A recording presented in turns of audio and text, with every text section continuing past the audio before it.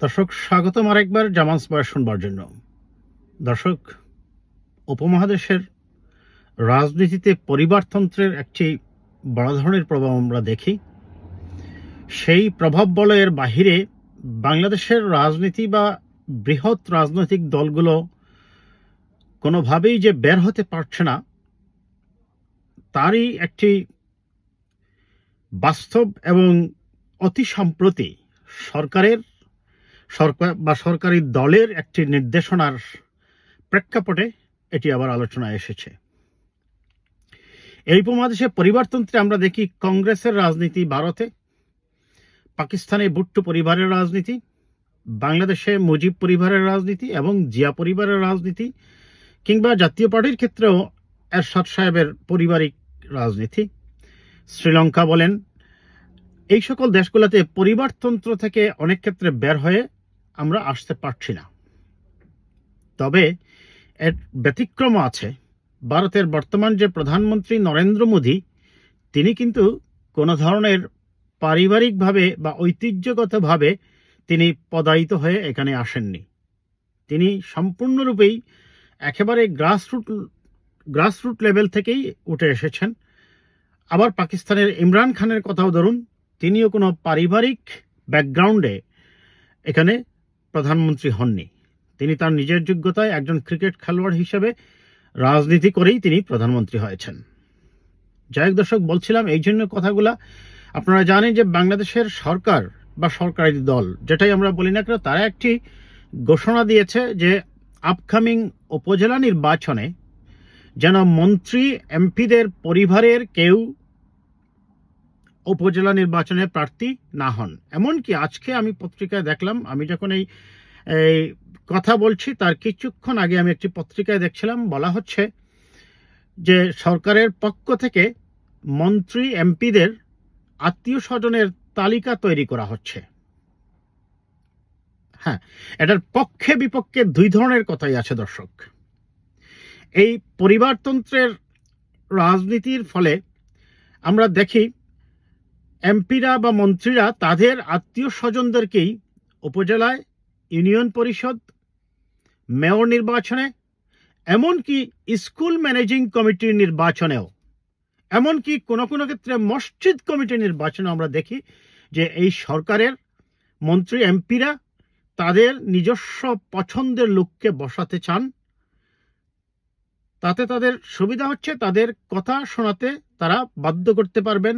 এক, দ্বিতীয়ত হচ্ছে দুর্নীতি বাংলাদেশের সমাজে রন্ধ্রে রন্ধ্রেই এখন অনুপ্রবেশ করেছে। তাহলে দুর্নীতি করতে হলে কিন্তু আপনাকে কয়েকটা স্তরে, ধাপে ধাপে আপনাকে দুর্নীতি করতে হবে।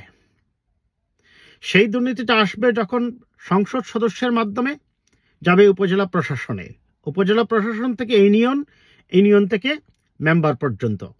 সেই ক্ষেত্রে তার যদি নিজের লোক থাকে, তাহলে তাদের দুর্নীতি করতে বা দুর্নীতির যে চক্র সৃষ্টি করতে তার জন্য সুবিধা হবে। এই প্রসঙ্গটা আসার আরেকটা কারণটা হচ্ছে, গত 15 বছর থেকে আসলে বাংলাদেশে যে নির্বাচন হচ্ছে, এটাকে এখন আর কোনো নির্বাচন ব্যবস্থাই বলা যাচ্ছে না। বিকজ গণতন্ত্রের সংজ্ঞায় আপনার আছে যে চয়েস অ্যামাং অল্টারনেটিভস, বিকল্প বা অনেকের মধ্য থেকে আপনাকে একজন চয়েস করে নেবেন, জনগণ ভোট দিয়ে তাকে প্রতিনিধি নির্বাচন করবে। সেই ব্যবস্থাই এখন আর নেই। এখন গত যে সংসদ নির্বাচন হয়েছে আপনারা জানেন, সেই নির্বাচনে কিভাবে একই দলের মধ্যে বিভিন্ন গ্রুপ সৃষ্টি করে বিকল্প প্রার্থী সৃষ্টি করে নির্বাচন হয়েছে। আমি সেই বিষয়ে ডিটেলস যাচ্ছি না এই ভিডিওতে দর্শক। এই নির্বাচনটা হওয়ার পরে এটা যে নির্বাচনই হয়নি, বাংলাদেশের মানুষ যেমন এটাকে গ্রহণ করেনি, ঠিক তেমনি বহির্বিশ্বেও এটাকে নির্বাচন হিসাবে গ্রহণ করেনি। বলেছে তারা এটি হচ্ছে একটি আন্ডারস্ট্যান্ডিং এর বৈতরণী পার হওয়া ছাড়া আর কিছুই ছিল না। অর্থাৎ তারা এটাকে গণতন্ত্রের যথাযথ নির্বাচনের সংজ্ঞায় ফেলতে রাজি নয়। সঙ্গত কারণেই সরকার ছিল এক ধরনের আস্থার সংকটে। এটাকে দূর করতেই তড়িঘড়ি করে উপজেলা নির্বাচনের তারিখ ঘোষণা করলো, এবং অতীতে দলীয় প্রতীকে নির্বাচন হলেও সেখান থেকে তারা সরে আসলেন, বললেন দলীয় প্রতীক ছাড়াই নির্বাচন হবে। উদ্দেশ্য ছিল মেইনলি যে ধাক্কাটা তারা নির্বাচনের, জাতীয় সংসদ নির্বাচনে খেয়েছে অবৈধ নির্বাচন বলে, সেটাকে কাটানোর কিছুটা হলো একটা প্রচেষ্টা ছিল যে এতে করে যদি বিরোধী দলগুলো নির্বাচনে যায় তাহলে নির্বাচন প্রতিদ্বন্দ্বিতাপূর্ণ হবে, এবং নির্বাচন কমিশন হয়তো বা সেই আলোকেই তাদের পরিকল্পনা সাজিয়েছিল। মাঠে মারা গেল সেই পরিকল্পনা। দেশের প্রধান বিরোধী দল বিএনপি এবং জামায়াত তারা বলছে তারা নির্বাচনে যাবে না এবং নির্বাচন বয়কটের ঘোষণা দিয়েছে। এমনকি তারা এটাও বলেছে যারাই যাবে দল থেকে নির্বাচনে তাদেরকে বহিষ্কার করা হবে। স্বাভাবিকভাবেই বিএনপির বৃহৎ বিরোধী দল হিসাবে বিএনপির কেউ আর নির্বাচনে যাচ্ছে না। তাদের সেই আস্থা সংকটকে কিছুটা কাটানোর যে পরিকল্পনা, সেটাও কিন্তু সেই ক্ষেত্রে মাঠে মারা গেল। এখন তারপরেও সরকার যে ঘোষণা দিয়েছে যে মন্ত্রী এমপিদের আত্মীয় স্বজন নির্বাচন করতে পারবেন না, তার কারণটা হচ্ছে যখন এটা পরিষ্কার হয়ে গেল বিএনপি জামাত যাচ্ছে না, এখানে শুধু বিএনপির কথাটা আসছে দর্শক এই কারণে, কারণ বিএনপি যেহেতু প্রধান বিরোধী দল। কিন্তু মোরলেস আপনি দেখেন বামপন্থী যে দলগুলা ছোট হলেও তারা কিন্তু অনেক প্রাচীন রাজনৈতিক দল, কমিউনিস্ট পার্টি, জাসদ, বাসদ, ন্যাপ সহ কোনো রাজনৈতিক দলই আসলে নির্বাচনে যাচ্ছে না। যার ফলে সরকারের আস্থা সংকট দূর করার জন্য তারা বললেন যে মন্ত্রীদের আত্মীয় স্বজন নির্বাচন করতে পারবেন না, কারণ মন্ত্রীদের আত্মীয় স্বজন হলে তাদের যেটা হয় তারা প্রশাসনকে প্রভাবিত করেন এবং তাদের আত্মীয় স্বজনকে তারা নির্বাচিত হন। এবং নির্বাচন সম্পর্কে মানুষের এক ধরনের কনসেপ্টটা এটাই গ্রহ হয়েছে যে সরকারি দল থেকে যিনি মনোনয়ন পাচ্ছেন তিনি নির্বাচিত হয়েই যাচ্ছেন, ডমিনেট করছেন। এইটার থেকে বের হওয়ার জন্য সরকারের এই প্রচেষ্টা ছিল। কিন্তু তারপরেও আমার কাছে সর্বশেষ আমরা যেটা দেখেছি বিভিন্ন মিডিয়া মারফত, এখনো প্রায় 60 জন মন্ত্রী এমপির আত্মীয় স্বজন তারা নির্বাচনে থেকে গেছেন। তারা বলছেন নির্বাচন করবেন। এখন প্রশ্নটা হচ্ছে মন্ত্রী এমপিদের আত্মীয় স্বজনের নির্বাচন নাকি প্রশাসনের দলীয়করণ? আপনার সমস্যা যদি মাথা ব্যথা হয় আপনি কি করবেন? মাথা ব্যথার ওষুধ দেবেন। কিন্তু আপনি মাথা ব্যথার ওষুধ না দিয়ে আপনি মাথাটাই কাটার চিন্তা করতেছেন, তাহলে কাটলে কি হলো?